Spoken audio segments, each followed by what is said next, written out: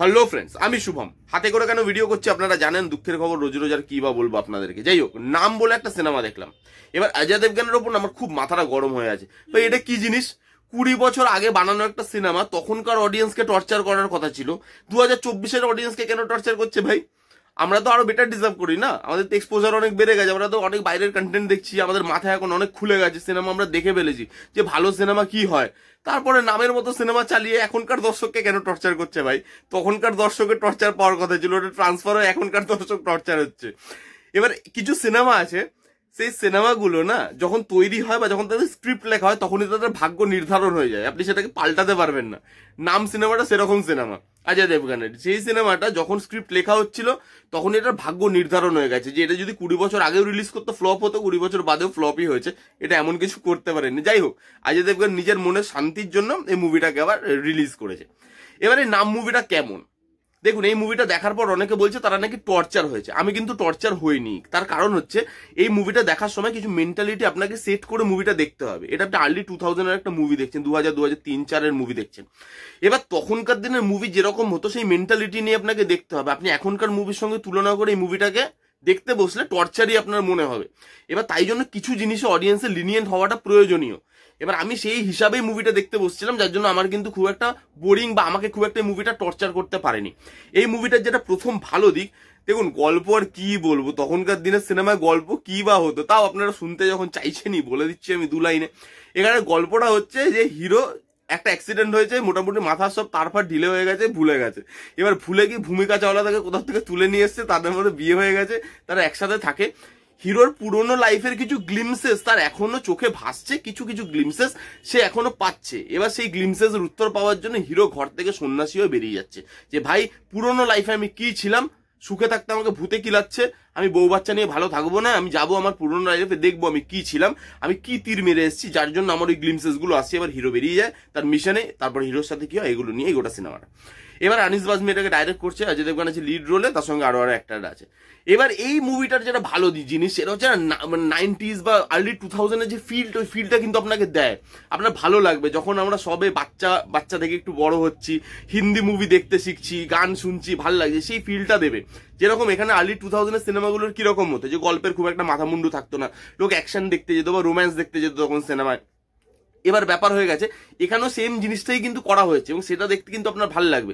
এখানে সেই অজয় দেবগানের গুটখা খাওয়া দাঁত, এবার মানে সেটা আমি কি বলবো, সিগারেট খাওয়া গুটখা খাওয়া দাঁত, সেটা দেখতে পাবেন। অজয় দেবগানের একটা পুরনো লুক দেখতে পাবেন, তার সঙ্গে ভালো ভালো কিছু অ্যাক্টর আছে ওগুলো দেখতে পাবেন। এখানে হিরোর মেয়ে রেগে আছে, হিরো গান করছে, হিরোর মেয়ের মন ভালো হয়ে যাচ্ছে। সেকেন্ড লিড যে হিরোইন আছে তাকে হিরোর সামনে এসেই স্নান করতে হবে, হিরোর সামনেই তাকে নাচতে হবে ছোট জামা কাপড় পরে। এমন একটা ক্যারেক্টার থাকবে যেই ক্যারেক্টারটার কোনো কাজ থাকবে না, কিন্তু সেই ক্যারেক্টারটা আছে, যেটা এখানে রাজপালি যাদব প্লে করেছে। সেই ক্যারেক্টারটা আছে, কি করছে কেউ জানে না। টিপিক্যাল হিরো ভিলেনের ফাইট, এই যে জিনিসপত্রগুলো, এই যে টিপিক্যাল মার্কা একটা মানে কি বলবো, এই যে টিপিক্যাল মার্কা একটা প্রেজেন্টেশন তখনকার দিনের সিনেমা, সেই জিনিসটা আপনি কিন্তু পাবেন, ফিল করবেন এবং সেই এরাটাকে আপনার মনে হবে আরেকবার যেন আমি সেই এরাটার মধ্যে চলে গেছি, দেখছি, ভালো লাগবে। এবার এটা দেখার পর না আরেকটা জিনিসও মানে খুব মানে অন সিরিয়াস নোট, সেই জিনিসটাও কিন্তু আমার ভালো লেগেছে। এই যে আমি দেখতে দেখতে ভাবছিলাম যে এত হিরো তো ছিল, সবাই বেরিয়ে গেল, বাট অজয় দেবগান বা অক্ষয় কুমার, সালমান, শাহরুখ এদের মতো কিছু হিরো এখনো ইন্ডাস্ট্রিতে স্টেবল ভাবে কাজ করে যাচ্ছে। কেন?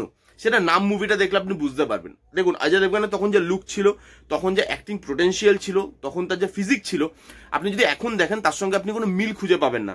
এই মানুষগুলো সময়ের সঙ্গে নিজেকে পরিবর্তন করতে পেরেছে, যার জন্যই কিন্তু তারা এখন অব্দি মার্কেটে টিকে আছে এবং যেই জিনিসটা শেখার জিনিস। দেখুন একটা মুভির আমি রোস্ট করতেই পারতাম এই মুভিটাকে, কি আমার মানে আসতো যেত। এই মুভিটা সেরকম কেউ দেখতেও যাচ্ছে না, সেরকম কিছু আহামরি গল্পও না, পারফরমেন্সও মানে সেরকম আহামরি নয়। কিন্তু এই মুভিটার মধ্যে এটা দেখার যে তখনকার দিনের একটা হিরো এখন অব্দি স্টেবল আছে, তার কিছু মানে রিজন আছে। আপনি তার বডি ট্রান্সফরমেশন দেখুন, এখন তিনি তার নিজের লুককে ঠিক করেছে, তিনি তার নিজের হেয়ার স্টাইলকে ঠিক করেছে, ফিজিক ঠিক করেছে, তিনি তার অ্যাক্টিং ঠিক করেছে, অ্যাক্টিং এ আরো ইমপ্রুভ করেছে।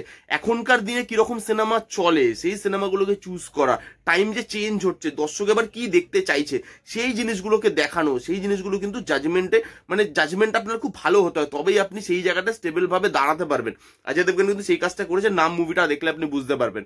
গানগুলো ভালো আছে, গানগুলো আপনি এনজয় করবেন, পুরোনো আমলের যেরকম গান হতো ভাই, এমন ভাবে বলছে মানে ডাইনোসরের যুগের কথা বলছি, পুরোনো আমল, আজ থেকে 20 বছর আগে সেটা কত পুরোনো লাগছে দেখতে।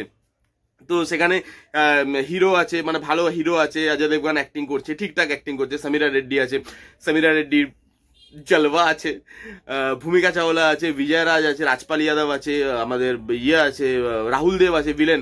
তো ভালো, মোটামুটি পুরোনো দিনের আপনি ফিল পাবেন, ভালো লাগবে সিনেমাটা, কোনো রকম কোনো এক্সপেকটেশন ছাড়া দেখতে বসুন। এই হেভি ভিএফএক্স তো আছে ওই দিনের হিসাবে, ভিএফএক্স ঠিকঠাক, মানে ওই খুব এক্সপেকটেশন নিয়ে বসবেন, হেভি অ্যাক্টিং দেখবো, হেভি অ্যাকশন দেখবো, হেভি ডাইরেকশন দেখবো, হেভি গল্প দেখবো, ওইসব না মাথায় নিয়ে সিম্পল এনজয় করতে বসুন। নাম মুভিটা খুব একটা খারাপ লাগবে না, আপনি বুঝতে পারবেন কোন এরা থেকে আমরা কোন এরাতে ট্রান্সফর্ম হয়েছি, তখন কি ধরনের সিনেমা হতো, এখন কি ধরনের সিনেমা হচ্ছে, টাকাটা কোথায় বেড়েছে, এবং সেই টাকাটা স্ক্রিনে দেখা যায়। আজকালকার হিরোরা, ওই যে বললাম কেন এখন অব্দি এত স্টেবল হয়ে দাঁড়িয়ে আছে পুরনো হিরোরা, সেই কারণটা আপনি বুঝতে পারবেন। খারাপ দেখতে চাইলে একটা জিনিসে আপনি হাজার খারাপ দেখতে পারবেন, কিন্তু একটু ভালোর চোখ দিয়ে দেখুন, তার মধ্যে দেখো কিছু ভালো অবশ্যই খুঁজে পাওয়া যাবে। যাই হোক, অনেক জ্ঞান হয়ে গেছে। নাম মুভিটার এই ছিল রিভিউ, যাদের যাদের দেখার, যারা যারা এরাটাকে আরেকবার বাঁচতে যান গিয়ে দেখে ফেলুন, আর দেখে এসে কমেন্ট করে জানাবেন কেমন লাগলো। এই ভিডিওটা কেমন লাগলো জানাতে ভুলবেন না। ভালো লাগলো please give it thumbs up, like করবেন, কমেন্ট করবেন, শেয়ার করবেন, চ্যানেলটাকে মাস্ট সাবস্ক্রাইব করবেন। দেখা হচ্ছে নেক্সট কোনো ভিডিওতে, ততক্ষণ bye bye, take care and be safe.